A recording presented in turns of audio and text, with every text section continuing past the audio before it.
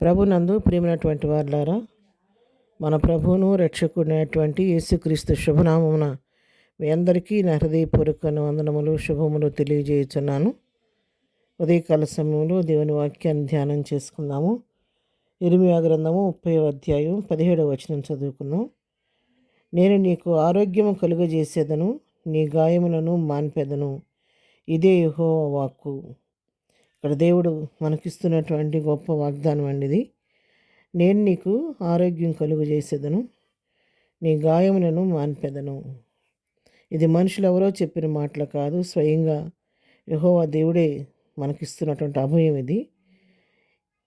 మనకున్నటువంటి ప్రతి గాయాన్ని ఆయన మాన్పే దేవుడు. అది శారీరకమైన గాయం కావచ్చు, మానసికమైన గాయం కావచ్చు. ఏ గాయముల చేత నేను బాధపడుతున్నప్పటికీ ఆ గాయములను మాన్పే శక్తి మన దేవునికి మాత్రమే ఉంది. ఈ లోకంలో మనుషులు మన గాయాలు కట్టరు, కానీ కొన్నిసార్లు గాయాలు రేపుతూ ఉంటారు.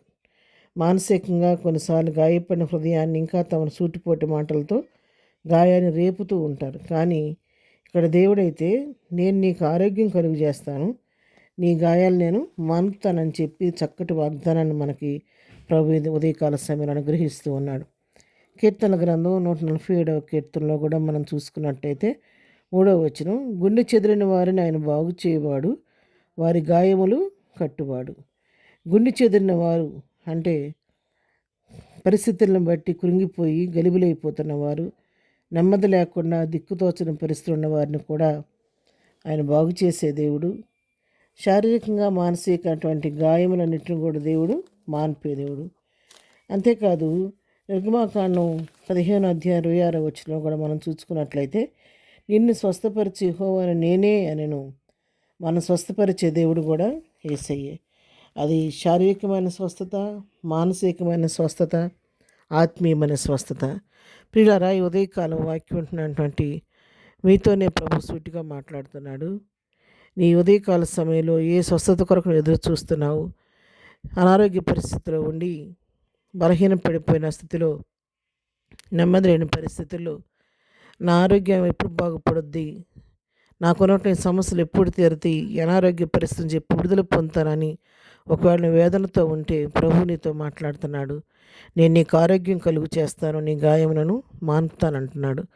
ఒకవేళ నీ పరిస్థితిని బట్టి మానసికంగా నలిగిపోయి కృంగిపోయి అనేకమైన గాయముల చేత నీ మనసు నలిగిపోయిన స్థితిలో నువ్వు ఉంటే ప్రభు ఉదయకాలం నీకు అభయం ఇస్తున్నాడు. నీ గాయాలు నేను మాన్పుతానంటున్నాడు.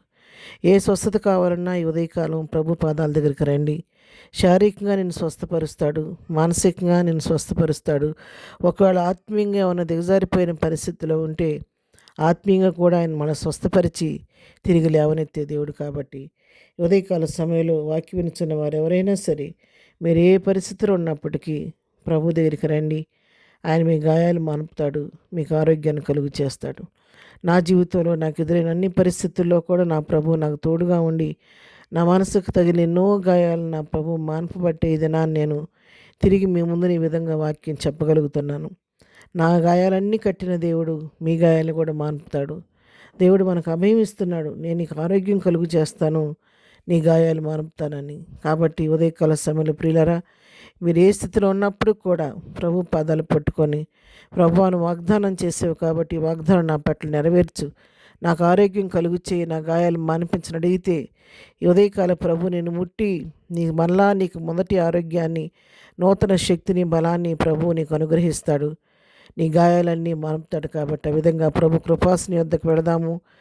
మరి బలహీన స్థితిలో మరణ పడకలో ఉండి బాధపడుతున్న వారికి కూడా ప్రభు ఇస్తున్న అభయం, దేవుడు నీకు ఆరోగ్యం ఇస్తానన్నాడు. కాబట్టి కృంగిపోవద్దు, భయపడొద్దు, దిగులు పడొద్దు. ప్రభు పాదాలు పట్టుకోండి, ప్రభు సన్నిధిలో కన్నీరు కార్చి ప్రార్థన చేయండి. హిజ్కియా ప్రార్థన ఆలకించిన దేవుడు మీ అందరి ప్రార్థన ఆలకించి మీ జీవితంలో కూడా మేలు చేస్తాడు. అటు విధంగా ఉదయకాలం ప్రభు సన్నిధిలో ప్రార్థించుకొని, ప్రభు కృపను పొందుకొని, నూతన ఆరోగ్యం పొందుకొని ప్రభు కృపను ముందుకు సాగిపోదాం. అలాంటి కృపాధన్యత ప్రభు మనకందరికీ దయచేయను గాక. ఆమెన్. ప్రార్థన చేసుకుందాం. ప్రేమ కలిగిన తండ్రి, పరిశుద్ధుడైన మా ప్రియ ప్రభువా, నీ పరిశుద్ధ పాదములకు వందనాలు.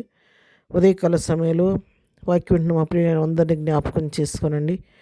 బలహీనంగా ఉన్న వారిని ముట్టి స్వస్థపరచండి, కృంగిన వారిని లేవనెత్తండి ప్రభు. ఆత్మీయంగా పడిపోయిన వారిని మళ్ళా పునరుద్ధరింపచేయండి నాయన.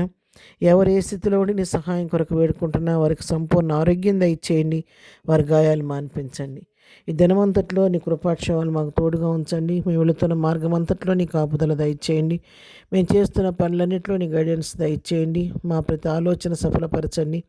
మీ చిత్తానుసారంగా మమ్మల్ని జీవింపచేసి ఈ దినమంతా నీ మహిమ కొరకు జీవించే కృప మాకు అందరికీ దయచేయమని, ఈ దినదీవులతో నింపి నడిపించమని యేసు పరిశుద్ధ నామములో ప్రార్థించి అడిగి పొందుకొని ఉన్నాము తండ్రి. ఆమెన్. ప్రభు కృప సదాకాలం మనందరికీ తోడై ఉండి నడిపించును గాక. ఆమెన్.